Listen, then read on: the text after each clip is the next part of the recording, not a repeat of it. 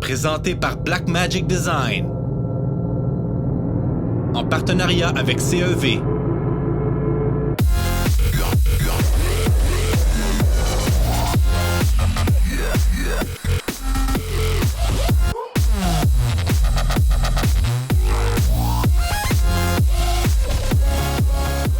Bonjour, bienvenue dans notre chambre d'hôtel au Polo Towers.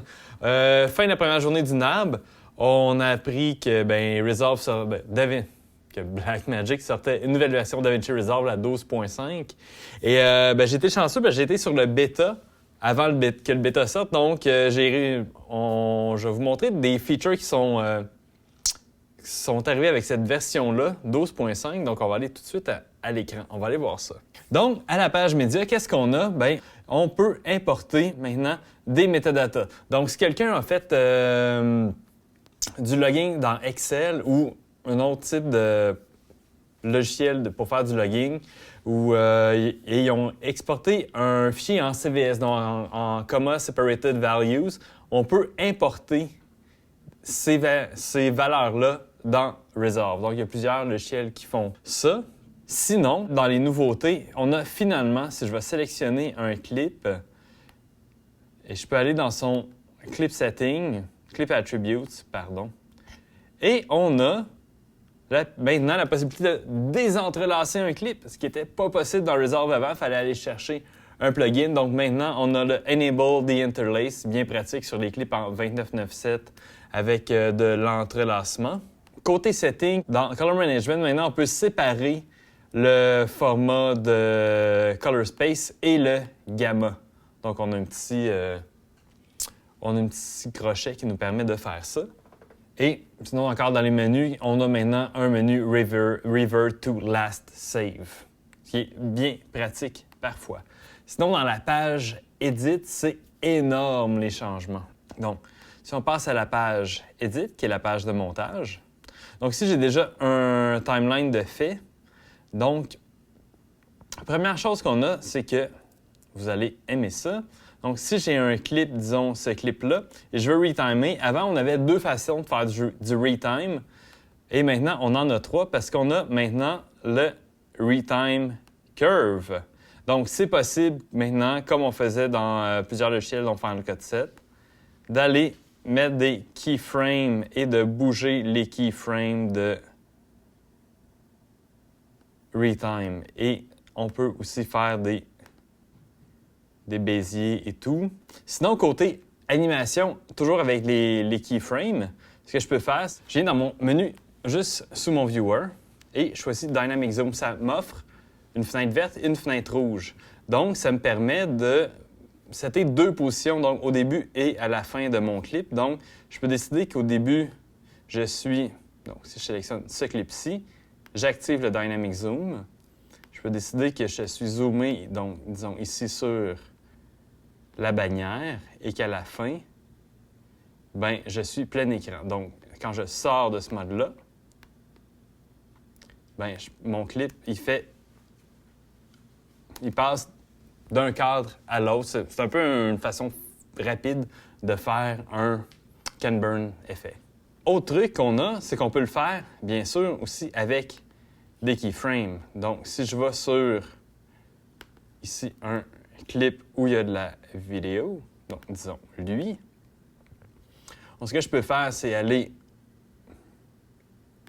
disons, au début, mettre des marqueurs de zoom et position et d'aller un peu plus loin, mettre des marqueurs zoom et position et je vais rapetisser mon image et je vais la tasser. Donc ça me donne des keyframes. Donc si je vais dans mon Keyframe Editor, j'ai ces keyframes-là. Et maintenant, je peux sélectionner plusieurs keyframes et les bouger ensemble. Je peux même faire un Command-C, Command-V et faire des copy and paste de tout ça. Et je peux même utiliser le lasso pour les sélectionner. Encore là, faire des copy and paste comme je veux et ceux-là, les bouger et toutes les monter ensemble. Donc, maintenant, on a beaucoup plus de trucs, d'outils pour faire l'édition de keyframes dans notre projet. Côté multicam, on n'a pas de multicam, mais on peut maintenant synchroniser à partir d'un marqueur, en fait, du premier marqueur dans notre clip. Et si Resolve détecte qu'on a plusieurs clips qui viennent de la même caméra, il va les mettre sur la même track de multicam. En fait, il fera pas... Si on a 2 caméras et 3 clips par caméra, maintenant, il va faire juste 2 pistes et non pas 6. Un autre truc qui est vraiment très cool dans Resolve 12.5, c'est que on sait que Blackmagic a acheté Fusion, qui est un logiciel de compositing. Et maintenant, on peut carrément, à partir de Resolve, faire un right-click et aller dans notre menu contextuel et choisir la deuxième option qui s'appelle New Fusion Connect Clip. On va l'appeler Fusion Connect Clip 1. Et là, on peut forcer Fusion à faire un rendu en QuickTime en Apple ProRes 444 et on fait Create. À ce moment-là, qu'est-ce qui se passe? C'est que Resolve a changé mon clip qui s'appelle Fusion Clip 1 pour un clip, mon clip qui était un clip de cam pour mon Fusion Clip 1. Et ça l'a donné un projet carrément Fusion. Donc là, c'est plate, j'ai pas Fusion d'installer, mais ça ouvrirait Fusion et je serais amené dans mon logiciel de compositing, je ferais mes modifications et quand je reviendrai dans Resolve, mon clip serait remplacé par ma composition. Un autre truc qui est très cool, surtout en montage, c'est qu'on a dans View, maintenant, on peut activer ce qu'on appelle le Power Bin. Le Power Bin, ce qu'il fait, donc on voit qu'ici, ça a ouvert le Power Bin et encore là, je peux créer des nouvelles bins. Donc, elle, je vais l'appeler habillage. Ce que c'est un Power Bin, en fait, c'est une bin qui va se copier automatiquement de projet en projet dans tous les projets qui appartiennent à un user. Donc, moi, si dans ma Power Bin habillage, je viens ici et j'ai copié l'habillage de mon show, après ça, tous les projets que je vais créer dans mon user vont avoir cet habillage-là. Donc, c'est déjà copié partout. Un autre truc qui est très cool et qui est une nouveauté encore, c'est que si je viens dans Resolve et que je crée un texte, donc je peux aller dans mon toolbox, aller ouvrir un texte dans... Mettons, j'ai créé un texte ici qui s'appelle Mathieu, sans faute, H-I-E-U, et que je veux que tout ça soit très gros, très petit, Voilà. Donc ça, c'est un texte que je vais utiliser souvent. Je peux prendre mon texte et si je veux créer un preset, j'ai juste à le draguer dans ma bin et après ça, je peux le réutiliser autant que je veux dans mon projet. Donc ici et là. Donc ça me fait, je suis capable maintenant de sauver des presets de generator, de text editor, de son, en fait, de plein de trucs dans une bin juste en le glissant dedans. Et ce que je peux faire aussi, en fait, ce qui est vraiment le fun maintenant aussi avec le text editor, si je sors de là, c'est que maintenant, je peux faire des modifications on-screen. Donc, c'est pas Mathieu, c'est François. Et ce texte-là, je peux encore là le zoomer à même l'écran sans problème. Donc, c'est des trucs que je peux faire avec les generators et les textes que je peux maintenant modifier à l'écran, qui est encore une nouveauté. Un autre truc qu'on aime bien, c'est que maintenant, quand je sélectionne un clip dans mon inspecteur à droite, j'ai maintenant un lens correction qui peut se faire soit automatiquement, si je fais une analyse de ce clip-là. Sinon, on voit ici, j'ai un peu un effet fisheye. On voit qu'il a mis une correction de 0.65. Si je veux, je peux le faire à la main, mais on voit qu'il a corrigé le fisheye automatiquement de mes clips. Et ça, je peux en sélectionner plusieurs et le faire automatiquement sur tous les clips d'une même caméra qui a utilisé la même lentille.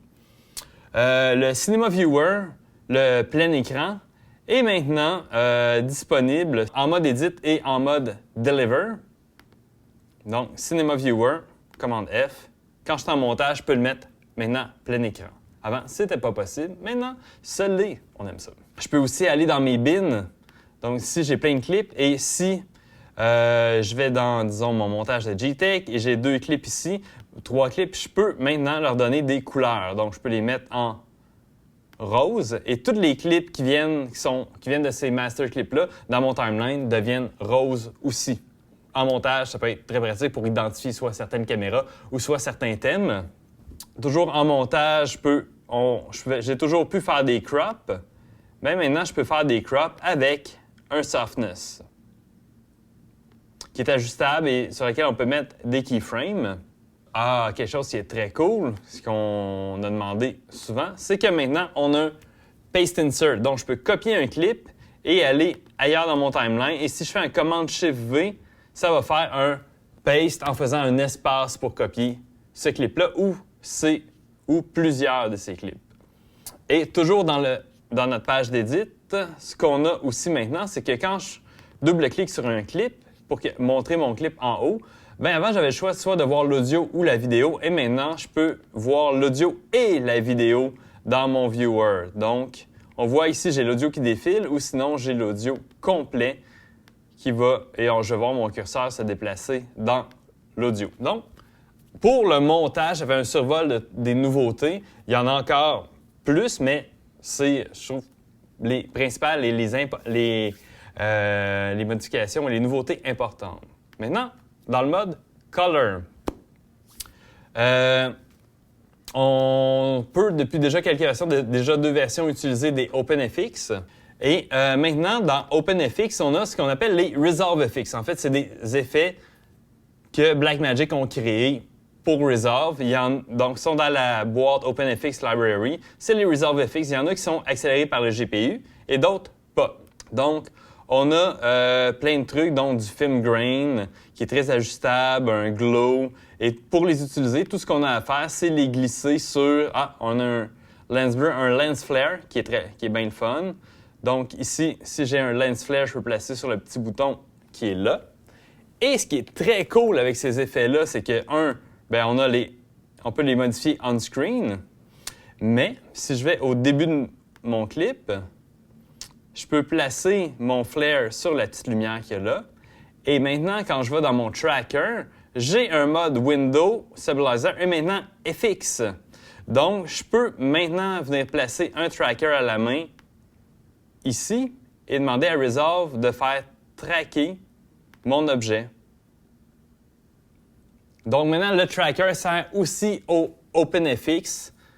Et ce mode de tracker-là est aussi nouveau dans Resolve. Avant, on avait juste un cloud, mais maintenant, on a un point tracker.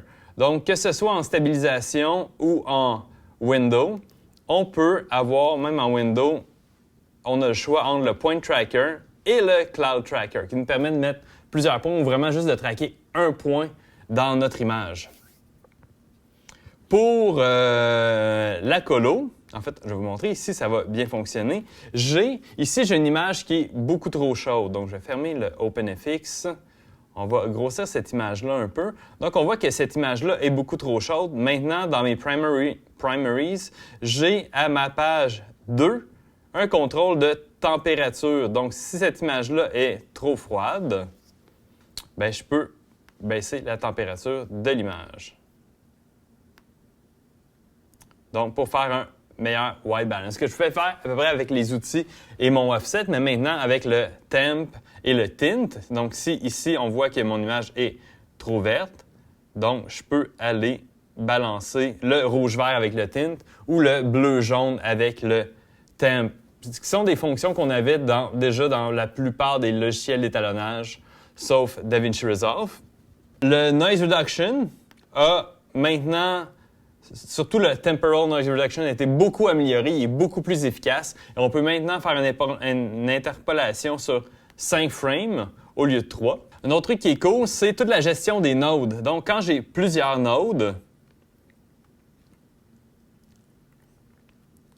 comme ça, mettons, bien, je peux maintenant, avec l'effet un lasso, sélectionner 3 nodes et les déplacer. Finalement, enfin, on peut déplacer plusieurs nodes, ça va beaucoup mieux pour la gestion. Ce qu'on peut faire aussi, c'est, disons que si j'ai quelque chose de, ma foi, très rouge. Donc ici, j'ai le rond rouge et je voudrais le copier. Bien, j'ai maintenant une fonction, si je fais un drag option, je peux copier le contenu d'une node sur une autre.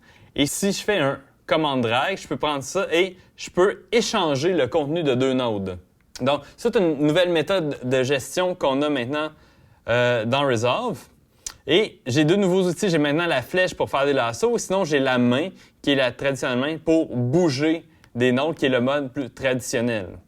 aussi, un nouveau truc qui est vraiment très cool, c'est que si je veux changer le lien d'une node, quand je prends un output, je l'amène sur un input qui a déjà un in, ben ça va highlighter le lien qui va être effacé. Donc, on n'a plus besoin de faire deux trucs à la main, donc d'effacer le lien et d'après ça de mettre le nouveau. On peut carrément remplacer un lien. Donc, côté Node, voilà, la page color, ça ressemble beaucoup à ça. Ça fait un petit survol des nouveautés. Et sinon, qu'est-ce qu'on a dans la page Deliver? Bien, on a un nouveau design. Toutes les nouveautés sont surtout au niveau... en fait, on a ici en bas les timelines. Maintenant, on a un menu déroulant pour choisir le in-out ou l'entire timeline. On a beaucoup de presets, des nouveaux presets. On a YouTube en plusieurs résolutions, Vimeo en plusieurs résolutions. Et on a maintenant des round trip pour Final Cut 10, Final Cut 7 et Premiere. En plus, David qui était toujours là. On peut aussi maintenant exporter l'audio seulement. Donc, si on a plusieurs pistes audio, on peut exporter chaque piste comme un clip audio. Donc, on peut faire une track par canal audio. Truc qui est vraiment très cool, on peut maintenant faire des pull-down 3.2 à l'export. Donc, si je prends un projet en 23.9.8, comme j'ai ici, je peux dire à Resolve, donc quand je suis en custom, maintenant je peux changer mon framerate et maintenant là j'ai un projet 23.9.7.6, mais je peux l'exporter en 29.9.7 avec un 3.2 pull-down. Donc, et nouveauté que tout le monde va aimer, maintenant c'est possible avec Resolve d'exporter notre timeline, le résultat du timeline avec Alpha. Donc, si j'ai juste des titres où je veux inclure la transparence dans mon export, si j'exporte en DNX 4444 ou en ProRes 4444 ou certains formats qui supportent l'alpha, je vais pouvoir sortir l'alpha. Donc, ça fait un peu le survol de ce qu'il y a de nouveau dans Resolve 12. Et on va essayer de vous faire des petites capsules de mise en contexte de ça bientôt, peut-être à Mon Studio Canada. Donc, ça va bientôt.